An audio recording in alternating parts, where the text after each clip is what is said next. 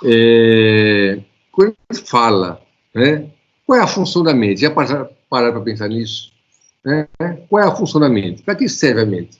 Né? A mente é uma grande estrutura que tem uma grande função. Né? Uma grande função. Sabe qual é a função da mente? Resolver problemas. Não é incrível? Isso aqui evoluiu pela possibilidade de resolução de problemas. Gente, isso é incrível, né?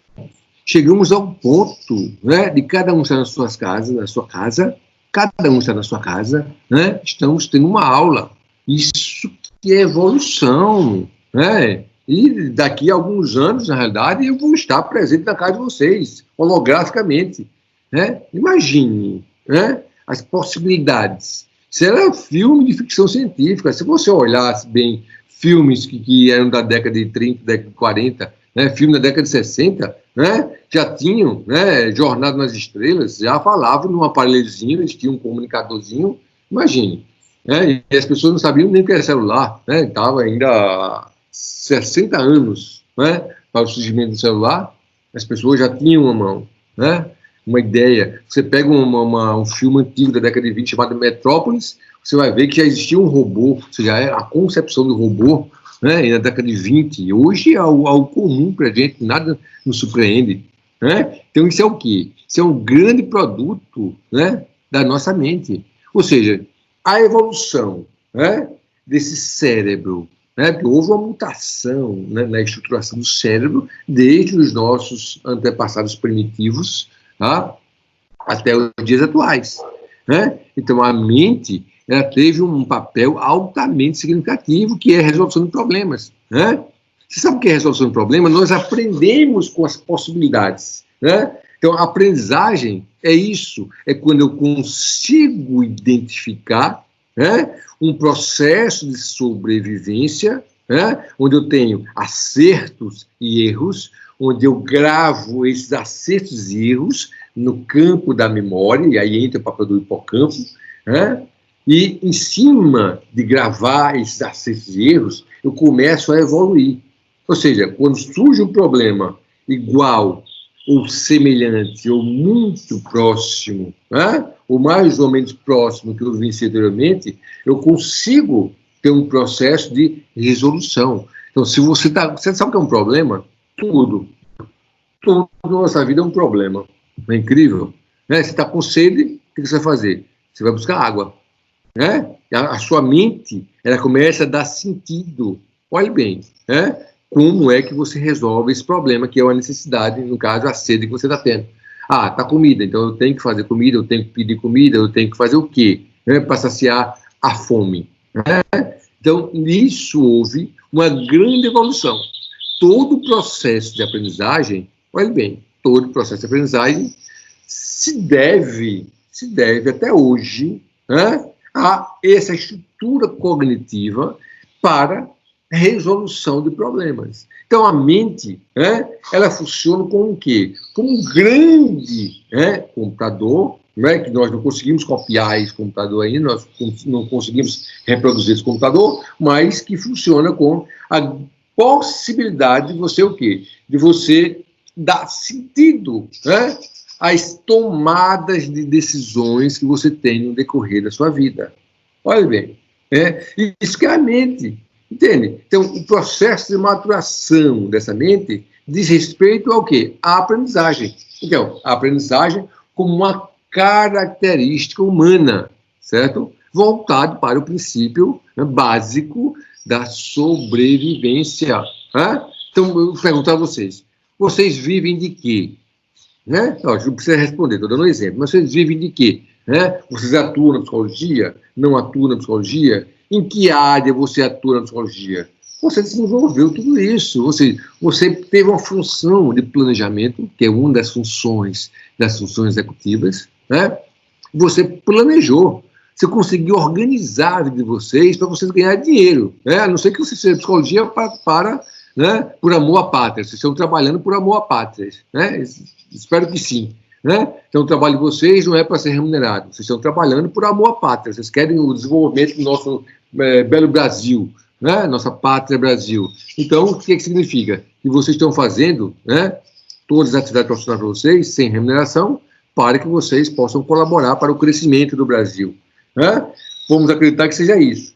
Agora, eu posso dizer o seguinte, mas de repente você precisa sobreviver, você precisa de dinheiro. Né? O que você vai fazer? Você vai criar meios para ganhar dinheiro. Isso é um processo de resolução do problema, né? Que requer a função planejamento, que a função planejamento tem a ver com as chamadas funções executivas, não pode ter erro. Né? Se houver problema nas funções executivas, né? Olha como eu estou falando agora popularmente, se houver problemas nas funções executivas, você vai ter graves problemas para, né, planejar a sua vida, entende? Então, o que nós vamos fazer? Eu preciso que essas funções executivas da criança desenvolvam adequadamente. Então, no mesmo âmbito do consultório, vocês podem, né, mensurar funções executivas de seus pacientes, né, se houver uma queixa voltada para isso. Né? Então, por exemplo, nós sabemos que, né, uma série de transtornos podem, né, entrar em cena e vão dificultar o bom desenvolvimento das funções executivas, principalmente a função planejamento. Né? O que acontece? Você pega o TDAH, você pega a dislexia, você pega o transtorno do espectro autista, né? Entre outros transtornos, estou pegando os mais comuns, certo? Alguns transtornos psicóticos, né? Diversos transtornos neuróticos também podem, né, haver uma queda dessas funções executivas. Então, eu tenho um leque imenso de possibilidade de você compreender essa função de planejamento. Tá? Agora, voltando para o que ele está dizendo, essa função de planejamento tem uma finalidade, né? Continua na história da, né, sobrevivência. Né? Então, é isso que nós queremos. Nós queremos o quê? Ter a possibilidade de uma sobrevivência, mesmo em condições adversas. Olha só, mesmo em condições adversas. Né? Por exemplo, vocês estão, né, em plena pandemia. Né? Possivelmente o consultório de vocês está fechado. Né? Algumas pessoas estão atendendo online. O que vocês fizeram? Vocês criaram alternativas, vocês planejaram. Entende? Olha aí onde está a neuropsicologia cognitiva. Então, todo o processo de evolução da espécie humana tem como raiz, né, um processo que corresponde à aprendizagem para a resolução de problemas, certo? E não pode ver erro quando eu falo modos cognitivos. Vocês têm que, aí vem a questão de decorar isso mesmo, vai ter que decorar, tá? Modos cognitivos, né, que devem ser avaliados. É uma sequência lógica, tá? Atenção, percepção, memória, pensamento e linguagem. Né? A linguagem não vem primeiro que a percepção. Né? A memória não vem primeiro que a percepção. Isso é uma sequência lógica. Né? Por quê? Porque os processos atencionais perceptivos eles alimentam, né, a memória sensorial, o curto prazo, operacional, o trabalho, e memória de longo prazo. Né? O pensamento ele requer, né, que você tenha um livre fluxo dos elementos entre codificação e decodificação dos elementos da memória, e você transforma isso em linguagem. Então, linguagem é manifestação do pensamento. Nós vimos isso na aula passada. Tá? Então, o que acontece? Você tem o quê? Você tem a possibilidade, mesmo em situações mais complicadas da vida de vocês criarem alternativas, vocês tomam decisões. Esse processo de tomar decisão também é, né, um processo de sobrevivência. Né? Então, a mente ela foi criada justamente para isso. Né? Então, desde a mais primitiva forma, né, de evolução, você vai ter o quê? Você vai ter, né, uma tentativa contínua de sobrevivência. Né? Olha o que foi a evolução da nossa mente. A evolução da nossa mente é isso. É a possibilidade, né? E, quando eu digo possibilidade, estou dizendo o seguinte, né? Muitos dos grupos primitivos, né, não conseguiram, por exemplo, sobreviver. Né? Ou seja, houve um processo que Darwin chamou de seleção natural. Né? Os mais fortes sobreviveram. Você sabe o que é morar na natureza, onde você não tinha, né, aço, né, o domínio do aço, o domínio do fogo, por exemplo. Você sabe o que foi descoberto do fogo? Quando eu falo descoberto do fogo, não é descobrir que o fogo existe, mas descoberto do fogo no sentido de você produzir o fogo, né? Isso foi um passo absurdo, né? Então, nós, na nossa humanidade, no nosso ciclo, né, evolutivo, nós tivemos dois grandes eventos, né? Foi você dominar, né, o aço e dominar o fogo, né? Olhe bem, então por quê? Porque isso permitiu a sobrevivência. Você sabe o que é dominar o fogo, né? Então, isso era uma resolução do problema. O fogo acontecia na natureza, eu caía lá, né, assava os alimentos, né, essas tribos primitivas, né, mas quando o fogo acabava, acabava. Tinha que esperar um outro raio cair, né, uma outra seca acontecer para pegar fogo, ele não sabia como manipular isso. Pelo processo de aprendizagem, ele conseguiu o quê? Ele conseguiu, né, não só manter o fogo aceso, mas com a maior evolução, o que ele fez? Ele conseguiu gerar fogo, ele conseguiu produzir fogo. Isso foi um passo absurdo, né? Agora, compreendo isso que eu estou dizendo a vocês, né? Por que eu estou dizendo que é um passo absurdo? Porque isso foi gerado, né, por um processo de resolução do problema, numa transformação da nossa mente, né? Olhe bem, a nossa mente foi capaz de um processo contínuo de resolução de problemas a ter uma adaptação, né? Que a grande riqueza da nossa mente é isso, é o processo de adaptação, né? Então, o que acontece? Você pega, né, eu citei na aula passada, trabalhou o Cardadini, mas você pega, né, esse materialzinho aí, ó, estou mostrando para vocês, é esse livro aqui, ó, né, de uma pesquisadora, né, francesa, né, Lucienne Malzon, que fez um relato, um estudo sobre crianças selvagens, né, querem aprender, né, desenvolvimento cognitivo, estudo de criança selvagem, só que é impossível estudar criança selvagem hoje, né? Por quê? Porque isso foi chamado de experiência proibida. Quem assistiu o filme do Menino Selvagem, certo? Tem o Garoto Selvagem, um filme francês, que foi produzido na mesma época. Inclusive, quem assistiu o documentário da Jeanne viu, né, algumas cenas do filme. Tá? Começou a compreender o desenvolvimento cognitivo. Né? Sempre, mas sempre mesmo, né, nós partimos da compreensão de uma desestruturação cognitiva para compreender, né, esse aparato. A neuropsicologia, ela não está interessada, né, no que está funcionando bem. A neuropsicologia está interessada no que não está funcionando bem. Entende? Está funcionando bem, ótimo, não nos interessa. Por quê? Porque nós já sabemos como funciona, né? Olha só, nós já sabemos como funciona, né? Como funciona esse aparato cognitivo, né? No entanto, nós precisamos saber que gera, né, uma desvirtuação no processo natural de desenvolvimento. Olha bem, então eu tenho uma grande parcela da população, certo, que vai apresentar, né, na sua grande maioria, um desenvolvimento neurocognitivo perfeito, né? Ou seja, aceitável, dentro dos padrões. Mas eu tenho, né, uma certa porcentagem dentro dessa estruturação, olhe bem, né, das disfuncionalidades cognitivas que vão apresentar, né, algum tipo de transtorno. Não estou falando doença, não estamos trabalhando com conceito de doença. Tá? Então, o que vai acontecer? Pega o TDAH, né? A estimativa é que 5 a 7% das crianças em idade escolar possuem déficit de atenção, associado ou não à hiperatividade, né? Olha bem, associado ou não, entende? À hiperatividade. Então, assim, gente, é muito criança, né? Olha a estimativa, de 5 a 7% da população possui, né, um transtorno do déficit de atenção, né, associado ou não com a hiperatividade.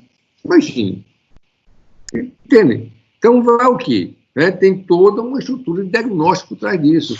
E aí nós temos um problema também, no desenvolvimento, porque é impossível você ter um diagnóstico clínico preciso, de TDAH em crianças com menores de 7 anos de idade. Não tem como a gente fazer isso. Nós temos suspeitas, nós temos que acompanhar. Só aquela questão, mesmo com suspeita, nós temos que intervir preventivamente. Tá? Agora, o diagnóstico preciso com o TDAH não se dá antes dos 7 anos de idade. Tá? Por quê? Porque o organismo ainda está num processo de maturação. Entende? Então, a criança ela pode ser hiperativa, não porque ela tem um transtorno, mas ela pode ser hiperativa, pelo processo de maturação do seu sistema. Olha bem, a mesma coisa do déficit de atenção. Eu não posso dizer a uma criança que tem déficit de atenção que ela tem um transtorno. Tem inúmeras variáveis podem interferir no déficit de atenção daquela criança. Então, eu tenho que ter cuidado com o diagnóstico. Agora, para ver o diagnóstico preciso, eu tenho que ter o quê? Eu tenho que ter o que nós chamamos de instrumentos de mensuração. É isso que a neurociência cognitiva trabalha, é isso que a neuropsicologia cognitiva trabalha, com uma sequência de instrumentos de mensuração. Olha só, instrumentos de mensuração, que vai dizer o seguinte, o que é que faz um instrumento de mensuração? Ele vai dizer aonde está o problema e se esse problema corresponde ou não, se esse problema corresponde ou não ao que nós chamamos de transtorno. Porque você pergunta assim, o que é um transtorno? O que é um transtorno? Transtorno, eu tenho que ser caracterizado por quê? Por um conjunto sintomatológico. Entende? Agora, muitos desses sintomas na nossa área são sintomas comportamentais.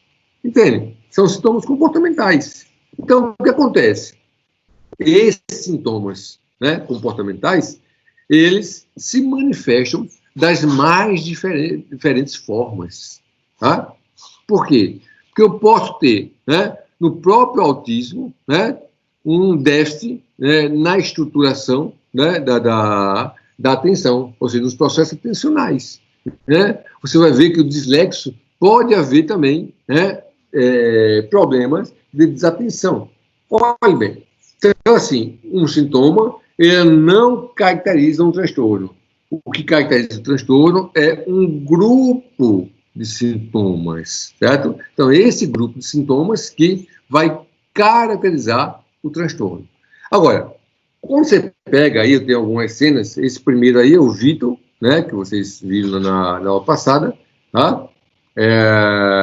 Embaixo, a Mala e Kamala, que foi um caso também excepcional. Ao lado, você tem o Caspar Hauser, tem um filme ótimo, que já indiquei também, chamado O Enigma de Caspar Hauser.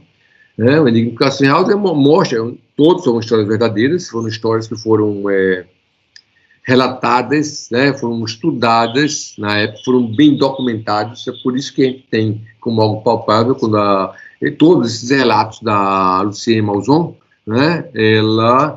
ela tenta colocar como algo cientificamente comprovado, porque foi, na realidade, altamente documentado. Isso mostra, isso colabora para a gente. Nós não podemos hoje mais ter acesso a isso, porque diminuiu muito. Casos como a Jeanne, por exemplo, foi chamado de experiência proibida.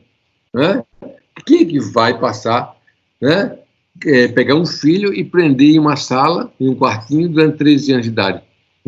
Depois a gente estudar. Isso é impossível, isso é uma experiência proibida. Então, esses casos que aconteceram deram muita audiência, deram muitas perspectivas de estudo para a compreensão do desenvolvimento humano.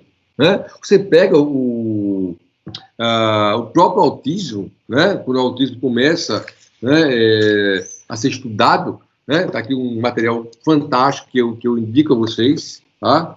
Esse material aqui, ó, as crianças de Asperger, você sabe que Asperger, o Hans Asperger era nazista, então, assim, colaborou com o nazismo, e foi ele que começou a a estudar, né, essas crianças neuroatípicas, né? Crianças neurotípicas e crianças neuroatípicas, né? Então, essas crianças que não tinham desenvolvimento típico, né? Crianças que não tinham desenvolvimento neurotípico, né? Começou a ser estudado pelo Asperger. Olha só, né? Então, o que acontece? Em uma série de experiências, lógico, nós sabemos que foi o nazismo, tá? Mas o que acontece? Toda a pesquisa, né, dele foi o quê? Comportamental. Ele começa a detectar crianças com habilidades, né, que por isso que veio o nome Síndrome de Asperger, né, porque foi o campo de estudo dele. Né? Bom, nesse processo, né, de evolução, né, ele tem que compreender o que é a neuropsicologia. Saber a neuropsicologia cognitiva, que é um instrumento para todo psicólogo. Não pensar que neuropsicologia, somente a neuropsicologia cognitiva, a neurociência cognitiva, não é um instrumento só para neuropsicólogos, né? É para todo psicólogo. Isso aí é obrigação da gente saber hoje em dia. Por quê? Porque nós não temos como desvincular esse processo de evolução, tá? Das descobertas neurocientíficas. A psicologia recebeu um impacto absurdo. Sabe o que é um cara, né, ganhador do prêmio Nobel, né, do prêmio Nobel de Medicina, né, o Eric Kandel, tá? Ele fazer uma afirmação. Ele tem esse livrozinho aqui, né, Em Busca da Memória, e se você pegar, né, o último capítulo dele, né, ele vai, né, falar justamente sobre, né, a relação da neurociência, tá, com a psicoterapia.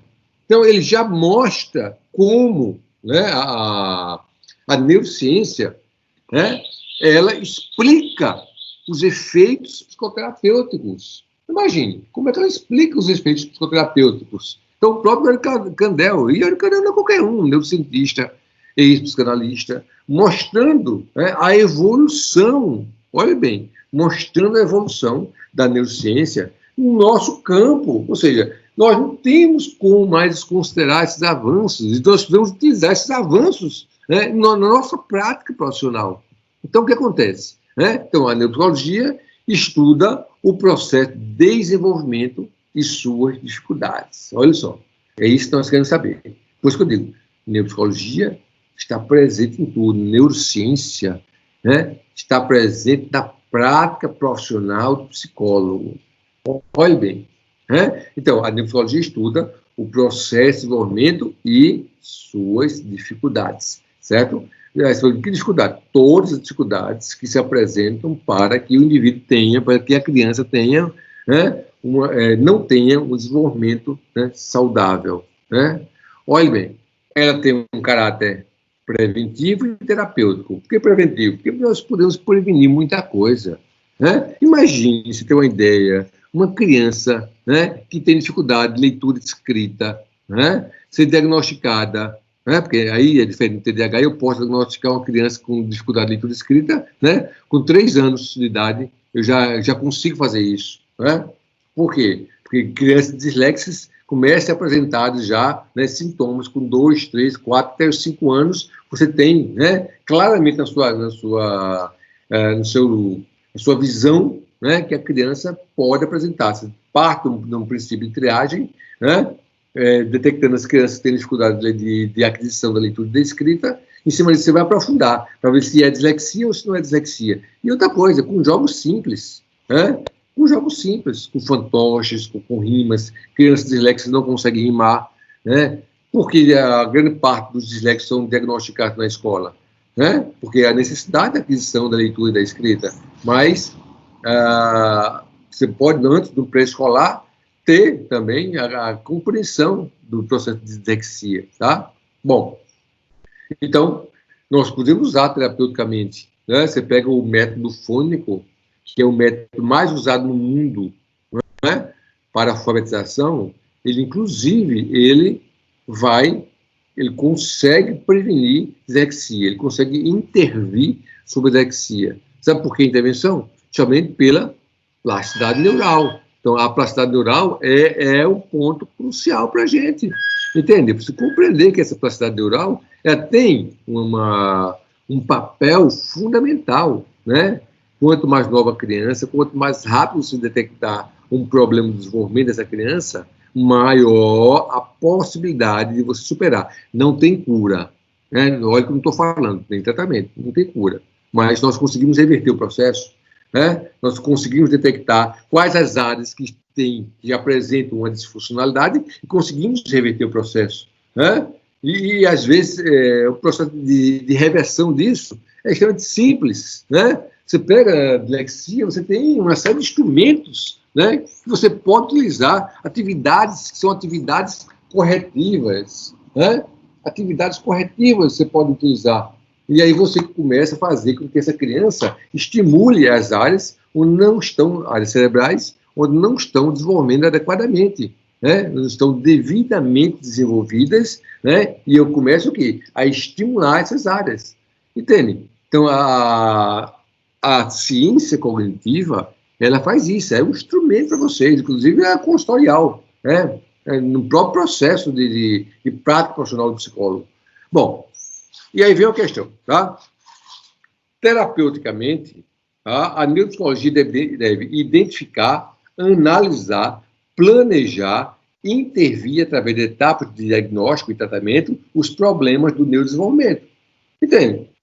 Olha só, quando eu falo problemas do neurodesenvolvimento, por que estou falando isso? Tá? Por dizer assim, problemas do desenvolvimento, perfeito. Né? Porque nem todos os problemas que estão numa criança, né, ou num adolescente, ou num adulto, é neurodesenvolvimento, certo? Mas, o que acontece? Eu estou focando no desenvolvimento porque a dificuldade é muito maior, porque estou falando de um grupo, né, de estruturas, de disfunções que não tem cura. Não tem cura. Você vai ter por resto da vida. Um dislexo sempre vai ser dislexo. Ele vai aprender estratégias de utilizar um processo de reversão dos efeitos da dislexia na vida dele, né? Uma criança que tem TDAH, ela sempre vai ter TDAH. Agora, vai diminuir com o processo da idade, né, os efeitos, né, de TDAH. Tem adultos que são dislexos e não sabem que são dislexos. Tem adultos que são hiperativos e não sabem que são hiperativos, né? Mas olha bem, né, não houve nenhum diagnóstico, né, e as pessoas aprenderam estratégias de sobrevivência. Tá? Bom, o que acontece? Olha só. Então, eu estou dizendo o seguinte, que o nosso papel em neuropsicologia, principalmente a minha especialidade, que é a cognição, né, que é estruturas cognitivas, tá? Peraí que alguém está passando aqui, tá?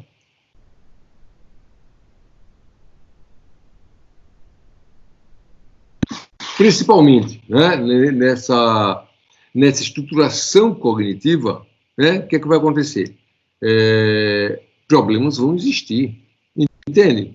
Vão existir. Então, a neuropsicologia ela tem um ganho imenso no todo o processo de identificação. Olha só, né? Do processo de você precisa analisar, você precisa planejar, intervir. Quando eu falo identificar, eu estou dizendo que eu tenho que passar uma série de instrumentos. Eu tenho que montar a chamada bateria de avaliação neurocognitiva, entende? Que é um instrumento fantástico para vocês, mesmo terapeutas, mesmo para a psicoterapia cognitiva, entende? Então, nós vamos aprender hoje a montar uma bateria. De que forma essa bateria? Agora, eu preciso que alguns conceitos sejam respeitados, né? Porque a bateria de avaliação neurocognitiva, ela tem uma finalidade, tá? Olha só. A gente vai ver isso daqui a pouco. Então, eu tenho que identificar, analisar, planejar, intervir, né, através do diagnóstico e tratamento, certo? Porque em cima, eu só posso intervir, que é a regra básica, eu só posso intervir sobre o que eu compreendo, não é verdade? Eu só posso intervir sobre o que eu compreendo. Então, se eu não compreendo, né, a estrutura que eu estou vendo que é deficitária, ou seja, como ela deveria estar funcionando, eu não tenho como fazer um planejamento, né? Porque há um déficit muito grande com relação a isso, certo? Então, a neuropsicologia cognitiva se ocupa da aprendizagem humana advinda de uma demanda, né? O problema, olha só, demanda, que é o problema da disfuncionalidade cognitiva. Nós esperamos que uma criança nasça e se desenvolva de forma correta. E aí vem a questão. No processo de desenvolvimento cognitivo de qualquer indivíduo, no processo de desenvolvimento cognitivo de qualquer pessoa, não pode haver erro, né? Porque se houver erros, sejam erros genéticos ou não, né? Ou adquiridos, olhe bem, erros genéticos inatos, certo? Ou adquiridos, né? Você vai ter consequências, certo? Então, uma série de consequências começam a se apresentar se houver erros. E não é só consequência social, não. É consequência comportamental, entende? Bom, o que acontece? Nessa estrutura, né, qual é o papel, né? Qual é o fazer neuropsicológico? Né? O que nós trabalhamos? Entende? Porque a neuropsicologia está em tudo, né? Em todas as áreas, certo? A compreensão, o suporte, né, que a neuropsicologia dá para a gente, dá em todas as áreas, certo? Então, eu tenho o quê? Eu tenho, né, primeiro, né, um diagnóstico que pode ser, no caso dos problemas de aprendizagem, pode ser psicopedagógico, né, se há problema de aprendizagem ou não, mas vamos chamar só de diagnóstico, certo? Você tem a hipótese diagnóstica e você tem a intervenção, né? Então, você tem o diagnóstico, onde você vai usar instrumentos, isso é da aula, essa fotozinha aí que eu botei de diagnóstico, é da aula que nós vamos ter de laboratório, nós vamos ter aula de laboratório hoje, improvisada, nós vamos ter aula de laboratório hoje, certo? Eu vou passar para vocês, né, um instrumental aqui, certo? Vocês vão aprender a manipular esse instrumento aqui, certo? Que é usado no mundo inteiro, chamado Torre de Londres, certo? Nós avaliamos aqui todas as funções executivas da criança, né? Atenção, percepção, controle inibitório, né? Planejamento. Então, tem regras, tem normas que vocês vão aprender hoje, né, a manipular. Eu não sei se alguém aí da turma tem esse instrumento aqui no consultório, né? Se tiver, por favor, coloca aí, que é legal. Seria um instrumento muito bom para você ter no consultório, tá? Porque ele dá uma perspectiva, inclusive uma perspectiva para triagem, né, de crianças, adolescentes, inclusive de adultos com problemas nas funções executivas, tá? Então, assim, algumas pessoas apresentam até memória de trabalho, né? O diagnóstico pode dar por uma sequência de instrumentos, inclusive esse instrumento, tá? Então, nós vamos aprender a fazer daqui a pouco. Então, é uma aula, tá aí uma aula que eu apliquei, que eu gravei e vou passar para vocês para aprender a fazer os instrumentos, tá? Então, você, com base nesses instrumentos, na bateria, né, neuropsicológica que você vai utilizar, você vai o quê? Você vai criar o que nós chamamos de hipótese, né? Ou seja, a hipótese diagnóstica. Olha o termo que eu estou usando, né? Eu estou usando o termo de hipótese. Por quê? Né? Hipótese, ela pode ser o quê? Olha bem, verdade, né? Pode ser verdadeira ou pode ser falsa. Entende? Então, nós criamos uma hipótese diagnóstica, certo? É o que eu acredito que a criança, que o adolescente, que o adulto possui. Entende? Então, eu tenho a bateria sendo aplicada de diagnóstico, ou seja, um conjunto de instrumentos que são aplicados, e em cima do resultado dos instrumentos, eu crio uma hipótese. Essa hipótese, chamada hipótese diagnóstica, ela vai ser o quê? Ela vai ser a ferramenta principal para que eu possa planejar a intervenção. Olha, né? Vai ser a ferramenta principal para que eu possa planejar a intervenção. Imagine, porque não há intervenção sem se saber o que a pessoa tem, né? Onde está a disfuncionalidade, né? Lembre-se, eu falei os votos cognitivos, atenção, percepção, memória, pensamento e linguagem. Eu preciso saber aonde está a disfunção e criar a intervenção. A intervenção não é genérica. A intervenção cognitiva, ela vai diretamente ao ponto, né, onde se apresenta a disfuncionalidade. Olhe bem. Então, a hipótese, ela vai nortear a minha intervenção. Aí a pergunta é, como intervir. Nós vamos aprender também, certo? Só que não é na aula de hoje. Mas eu vou ensinar a vocês instrumentos de intervenção cognitiva que vocês podem utilizar no consultório de vocês. Olha só. Então, se eu tenho a hipótese, eu sei onde está o problema. Agora, lembre o seguinte. Não esteja preocupado em dar nome ao transtorno. Entende? Em dar nome ao transtorno. Você tem que estar preocupado, né, em criar, né, uma hipótese sobre o mau ou bom funcionamento das estruturas cognitivas. Se está tudo funcionando perfeitamente, está ótimo. Né? Eu me lembro muito de uma colega de trabalho, né, que ela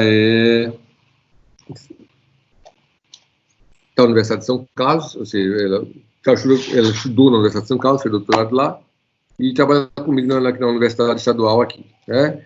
E então, nós publicamos esse livro aqui, né, como trabalho análise de comportamento, e ela tem uma concepção muito legal, que ela diz assim, né, a concepção do grupo de trabalho dela, certo? Está até aí na referência, tá? Ela diz o seguinte, olha, Lécio, para mim, não me interessa o nome do transtorno. Eu só quero saber o seguinte, né? Os analistas, eu não sou analista de comportamento, certo? Eu não sou analista de comportamento, eu trabalho com neurociência cognitiva, especificamente. Mas, olha, ela falando, né? Nós, analistas do comportamento, nós não queremos saber, não nos interessa saber o nome do transtorno. Né? Não quer saber onde está a disfuncionalidade. Né? Tendo a disfuncionalidade, nós vamos planejar a intervenção para recuperar, né, a função, né, daquela estrutura que apresentou o transtorno ou a disfunção. Entende? É por isso que a hipótese diagnóstica ela não deve se ater a você dar o nome ao transtorno. Apesar de eu sei que tem a cobrança muito grande por parte dos pacientes, né? O que eu tenho? Entende? A preocupação da gente é ter o quê? Ter a compreensão sobre a hipótese diagnóstica em cima da disfuncionalidade do transtorno, ou seja, da disfuncionalidade da estrutura, né, presente no transtorno A ou no transtorno B. É isso que nos interessa. Você sabendo se está na atenção, está na percepção, está na memória, no pensamento, na linguagem, o que vai acontecer? Você vai elaborar instrumentos, olha o que eu estou falando, olha a palavra que eu usei, vai elaborar. Você pode utilizar instrumentos que estão prontos, né, como o caso esse aqui, são as pranchas para ser utilizado na dislexia, ou você pode construir instrumentos de utilização. Eu tenho uma demonstração aqui que eu vou exibir daqui a pouco para vocês, tá? Construir. Então, agora, eu vou montar a bateria interventiva, não mais a bateria avaliativa, né, em cima dos resultados que eu encontrei. Tá? Eu vou parar aqui um pouquinho, né, nessa estrutura, porque eu quero que vocês compreendam esse gráfico aqui, mas eu quero ver se vocês compreenderam até agora o que nós falamos. Quais são as dúvidas? Coloquem as dúvidas, né? Pode ser pelo microfone ou pelo chat. Vamos lá. Quais são as dúvidas? Então, a sua dúvida né, uma pessoa na faixa de 45 anos, né, dizem que tem dislexia. Ok, é possível, tá? Vamos lá. Só não tem um diagnóstico fechado. É ideal levar para o neuro, para analisar? Sim. Né?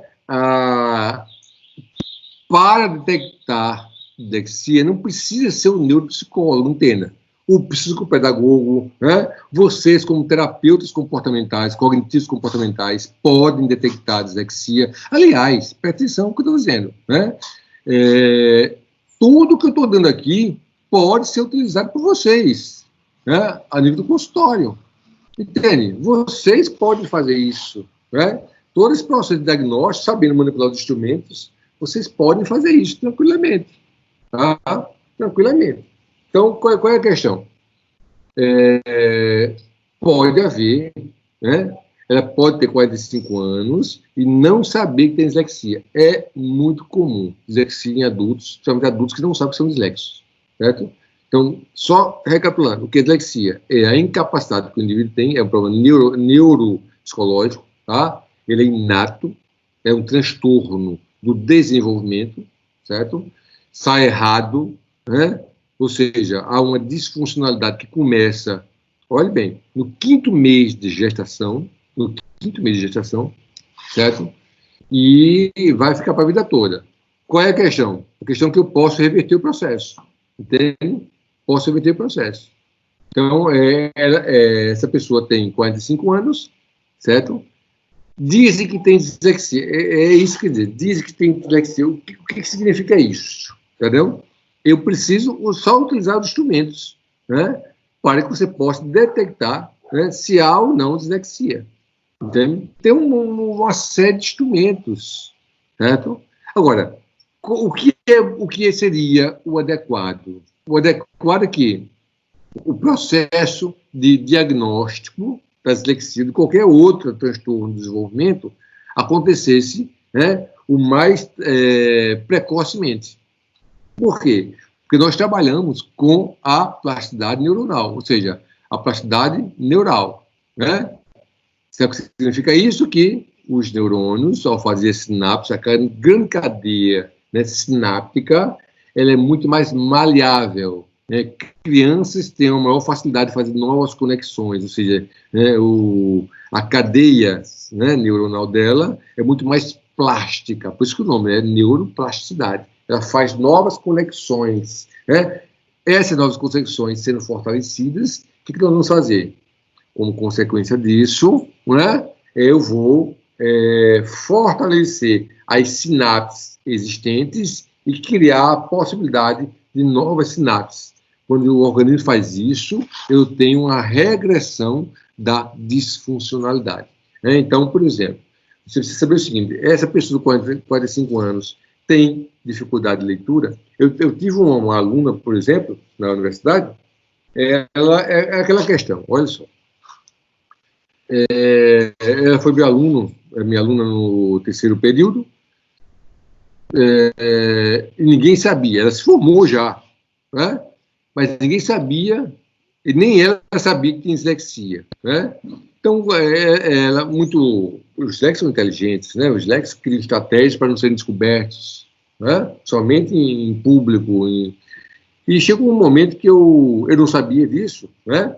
Ela fazia sempre atividades, legal, e teve um dia que nós estávamos discutindo um texto, eu gosto muito de discutir texto, pegar o livro mesmo, né?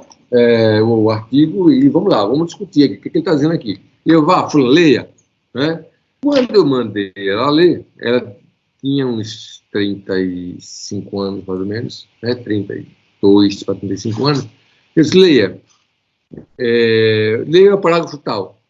Quando ela começou a ler, eu vi logo a dificuldade de leitura. O fato de ter dificuldade de leitura significa que isso é dislexia, né? Entenda. O fato de ter uma dificuldade na leitura não significa que é dislexo. Às vezes pode ser uma questão de instrução, tá? Então, o que acontece? Ela, quando começou a ler, tá? Ela leu igual um dislexo, né? Quando ela me entregou um trabalho escrito que eu fiz em sala de aula, eu vi aquela dislexia clássica. Entende? Lógico que não existe para ela nunca.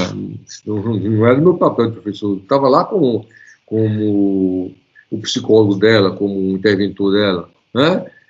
Mas quando eu vi o material dela, a escrita dela, é escrita clássica, dando dislexo. Ou seja, ela não sabia que tinha dislexia. Então, ela sabia que tinha dificuldade. Ela se percebe com dificuldade de leitura, né? E de escrita. Né? Mas não sabia que era, né, dislexia. Então, eu consegui detectar rapidamente, porque o dislexia é muito fácil, né, de haver um diagnóstico. Dislexia não é difícil, entende? Você vê com instrumentos simples, crianças, eu vou mostrar esses instrumentos aqui, né, que eu apliquei, eu gravei o vídeo para mostrar, né, esse material aqui, ó, um jogo de criança, né, chamado Trio de Rimas, que são cartinhas, né, onde a criança tem que rimar, né, pegar as figurinhas, tem uma série de figurinhas dentro, certo? Então ela tem que rimar bola, cola, mola. Né? Um dislexo não consegue, né? Ele não consegue rimar, né? Ele não consegue rimar bola, cola, mola. Olha só. Né? Então, você já utiliza isso como um instrumento de triagem para a criança. Entende? Então, assim, O ideal, aí voltando só à tua pergunta, Ana, o ideal é que ela tenha um diagnóstico fechado com instrumentos de detecção de dislexia, que o neuropsicólogo pode fazer, que o psicopedagogo pode fazer, né, que um terapeuta comportamental pode fazer, que um analista do comportamento pode fazer, entende? Agora, não é só detectar, né? Não faz sentido você saber e não intervir. Não teria lógica, né? Então, não tem lógica você saber o que é, mas e aí? Finalmente, vou fazer o que com isso? Certo? Então, assim, precisa ter um negócio fechado, porque possivelmente ela deve ter, né, essa pessoa teve várias perdas na vida, né? Várias perdas, né? Que a aquisição da leitura é um fator importante, né? Da leitura e da escrita é um fator importante para se viver em sociedade. Apesar que, eu falei na aula passada, que a diferença entre a aquisição da linguagem, ou seja, perdão, né, falei errado, né, eu falei aquisição da linguagem, né, não é aquisição da linguagem, é o desenvolvimento da linguagem. Tá? A aquisição, eu vou adquirir a leitura e a escrita. A linguagem eu vou desenvolver. Olha a diferença aí, né? Diferença sutil, mas uma diferença. A aquisição, né, é algo que eu não estou preparado para ter, ou seja, eu não tenho algo determinado para desenvolver. Eu vou adquirir. É a questão da leitura e da escrita. Não é natural, né? Do meu mecanismo cerebral, do meu mecanismo neuropsicológico, neurocognitivo, tá? A linguagem é natural, ela é inata. Você já nasce e vai desenvolver a linguagem, querendo você ou não. Seu filho, por exemplo, vai desenvolver a linguagem. Tá? A leitura e a escrita, não. Se você não ensinar, né, então ele é adquirido, certo?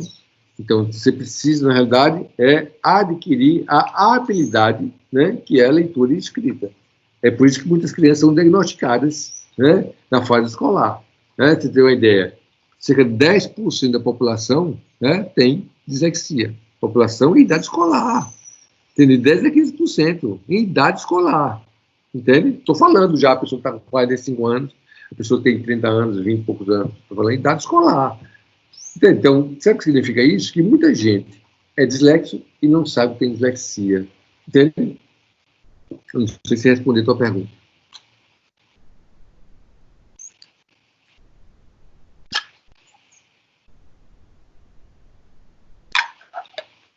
O que mais, gente?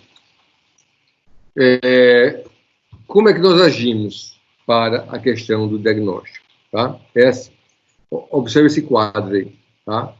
Eu tenho uma anamnese que vocês podem chamar, eu não gosto muito do termo, porque é um termo médico, não nos cabe muito, mas que é usado em neuropsicologia. Tá? Eu tenho uma anamnese, certo? Que eu vou coletar o máximo de informações sobre o desenvolvimento daquela pessoa, tá? Máximo de informações, desde o processo de gestação, né, desenvolvimento neuroafetivo, tudo. Né? Então, tudo é de extrema importância para a gente na coleta. Então, assim, tem inúmeros formulários já prontos, né, de anamnese, certo? O que nós vamos fazer? Nós vamos detectar, né, pontos da vida dessa pessoa, certo? Que são significativas para a gente compreender o seu desenvolvimento. Né? Nós chamamos disso de anamnese. Tem anamnese, você vai precisar ter o objetivo da avaliação. Se uma pessoa chegou no seu consultório, ela chegou com uma queixa, né? Ninguém vai para o seu consultório para ver lá que é bonitinho, ou eu vim para me autodescobrir, eu vim fazer terapia para... Não, chega com uma queixa, né? Então, nessa queixa, né, nós começamos a criar uma hipótese, como eu falei. O conceito de hipótese é o quê? É que ela pode ser verdadeira ou não. Então, é uma ideia que eu, especialista, tenho sobre, né, aquele indivíduo que está me colocando a queixa principal, certo? Então, eu tenho uma hipótese que nós chamamos de hipótese diagnóstica, certo? Que vai ser o objetivo da avaliação. Sabe o que significa isso? Que, inevitavelmente, toda avaliação é feita com um objetivo. eu não vou avaliar uma pessoa que tenha as suas funcionalidades adequadamente desenvolvidas. Não tem lógica. Eu vou fazer isso para quê? Ninguém vai me procurar, né, para avaliar o que está funcionando bem. Não tem lógica. Então, assim, nós nos preocupamos com aquelas pessoas que apresentam disfuncionalidades que vão ter perdas no decorrer da sua vida. Esse é o nosso papel, né? Então, o que acontece? Você pega, né, a anamnese, você pega a queixa principal, né? Com a queixa principal você gera uma hipótese, que nós chamamos de hipótese diagnóstica, certo? Com essa hipótese diagnóstica e com a queixa principal, eu vou o quê? Eu vou fazer uma escolha da bateria de avaliação que eu preciso aplicar. Aí vem a questão, né? Alguns indivíduos mal formados, alguns profissionais, né, que não entendem bem, né, disso que nós estamos falando, vão pegar testes específicos, né, para a queixa. Eu não tenho que fazer assim, né? Eu tenho que, obrigatoriamente, na minha bateria de avaliação neurocognitiva, olha bem, né, avaliar a estruturação cognitiva do indivíduo. O que eu estou dizendo? Que para a minha avaliação ser bem precisa, eu tenho o quê? Eu tenho que gerar uma hipótese final com base no resultado de instrumentos precisos. Vamos lá, olha só. O que eu estou chamando de instrumento preciso? Instrumentos validados. Ou seja, não é que eu vou criar um instrumento de avaliação. Eu preciso utilizar instrumentos que são validados, devidamente validados. É isso que me interessa. Tá? Então, o que vai acontecer? É assim. Eu, inevitavelmente, qual é a queixa, certo? Mesmo que a queixa seja, eu não consigo ter uma leitura adequada. Eu começo lendo, certo? E a queixa do indivíduo, eu começo lendo, quando eu chego no final da página, eu não sei o que li. Aí eu volto novamente, eu começo a ler, aí eu começo a pensar em outra coisa, quando eu chego no final da página, eu não sei nada do que estava aqui antes. Ou seja, o indivíduo está com ou um déficit atencional, ou seja, e isso que é importante, déficit de atenção. Às vezes, déficit de atenção faz isso. Agora, o fato de ter um déficit de atenção não significa que esse indivíduo que está lendo o livro, e não está entendendo nada, ele tem um transtorno. Ele pode ter uma disfuncionalidade no módulo atenção. E isso é importante, preste atenção. Tá? Então, ele pode ter uma disfuncionalidade no módulo atenção. Tá? Então, o que vai acontecer? Essa disfuncionalidade, certo? Poderá ser caracterizada ou não como transtorno. Como é que eu vou saber?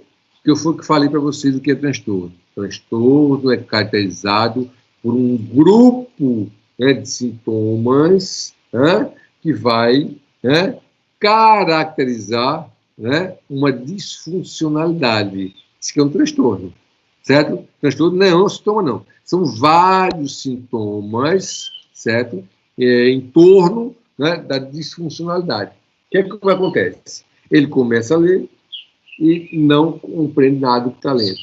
Bom, só de ouvir eu gero o quê? Uma hipótese, não é o diagnóstico, por favor, não compreendam mal. Eu gero uma hipótese diagnóstica. Bom, o que eu vou pensar? Lembre-se que eu falei hipótese é o quê? Hipótese é o que é verdadeiro e o que é falso. Certo? Ela pode ser verdadeira ou pode ser falsa. Tudo bem? Então, eu posso acreditar o seguinte, olha a minha hipótese, só em cima da queixa inicial, eu posso gerar tal hipótese. Eu posso dizer o seguinte, ele tem ele pode ter uma disfuncionalidade na atenção, ou seja, no módulo atenção. Ele não consegue focar a atenção. É porque ele está lendo, daqui a pouco. Agora, lembre o seguinte, para caracterizar uma disfuncionalidade, não é uma vez ou outra que isso acontece. Seria um contínuo, uma sequência de vezes que isso vai acontecer. Toda vez que ele vai ler, ele vai ter a mesma sintomatologia. Entenda isso, tá? Toda vez que ele vai ler, ele vai ter a mesma sintomatologia. Olhe bem. Ele pode ter uma disfunção no módulo atenção, mas eu não posso deixar de avaliar os outros módulos. Então, por exemplo, ele pode estar tendo dificuldades, né? A disfunção também pode estar no módulo cognitivo chamado memória. Ou seja, a memória de trabalho dele, a memória operacional, pode não estar retendo adequadamente os elementos. É por isso que ele começa a ler e não consegue, né, compreender o que está lendo. Então, ele pode ter, olha só, ele pode ter uma disfuncionalidade do módulo atenção e ele pode ter uma disfuncionalidade do módulo percepção. Ou, perdão, memória. O módulo memória. E aí? O que acontece? Entende? Eu preciso saber aonde está o problema. Porque a memória está tendo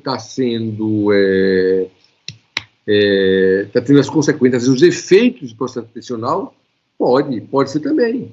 Ou seja, ele tem uma memória de trabalho boa, mas por atenção não está retendo as informações, ou seja, ele não está conseguindo focar a atenção, vai comprometer o processo de memória. Ou o problema está na memória, né? Que ele não consegue articular os elementos que deveriam estar na memória do trabalho para que ele desse sentido ao texto que estava sendo lido. Então, o que eu tenho que fazer? Eu tenho que analisar as estruturas cognitivas. Então, a minha bateria para a avaliação cognitiva, ela deve, né, ser contemplada, né, em cima de todas as estruturas cognitivas.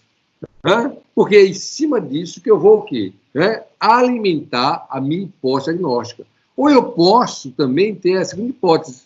Não, ele pode não ter problema na atenção, ele pode não ter problema na memória, mas ele pode ser um analfabeto funcional. Né? Analfabeto funcional é aquele que foi alfabetizado, mas não compreende o que lê.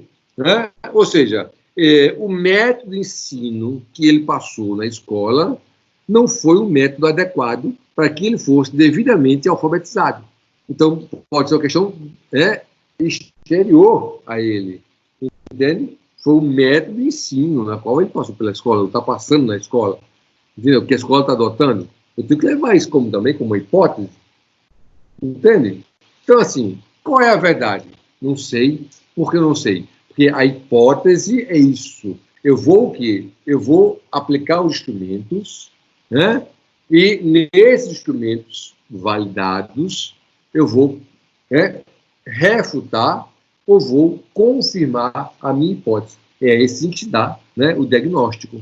Entende? Se ele não tiver problema nenhum, né, nos modos cognitivos, nós chegamos à conclusão que é o processo mal feito de alfabetização dele. Ou seja, ele é um analfabeto funcional. Né? Entende a questão? Se apresentar problemas, né, no modo cognitivos, nós vamos intervir. Né? O quanto ele tiver, se tiver os modos cognitivos perfeitamente em perfeito funcionamento, né? Ele não tem muito fazer. Eu posso fazer algumas intervenções para melhorar a leitura dele, certo? Mas se está funcionando bem, já não me cabe mais, né? Como avaliador. Não me cabe como avaliador. Por favor, não compre não como interventor, como avaliador. Não, está tudo ok. Entende? Então, assim, a importância da escolha de uma bateria de avaliação neurocognitiva diz respeito a você confirmar ou não a sua hipótese. Essa é uma questão primordial, né? Você deverá confirmar ou não a sua hipótese. Tá? Tudo bem? Bom, o que acontece? Essa estrutura, né, de confirmação ou não da hipótese, certo? Quando eu digo confirmação ou não, você vai negar. Não, não é isso. Se você negar, você vai voltar para uma outra hipótese. Né? Você não confirmou, então você vai voltar para uma nova hipótese, tentando procurar, tentando descobrir o que é que ele tem. Ou seja, o que está gerando a disfuncionalidade, aonde está a disfuncionalidade, né? Só então você pode, né, elaborar um laudo, né, ou dar uma devolutiva, ou né, você mesmo proceder o que nós chamamos de intervenção cognitiva. Né? Ou seja, intervenção cognitiva é o processo pelo qual eu separo uma sequência de atividades, certo? Para a recuperação da funcionalidade daquela estrutura. Olha bem, é isso que é intervenção cognitiva, certo? Uma sequência de tarefas, né? Essas tarefas vão aumentando o grau de complexidade. Eu vou mostrar posteriormente, né, no nosso outro módulo, nós vamos aprender a intervir, né? Vamos aprender como fazer intervenção.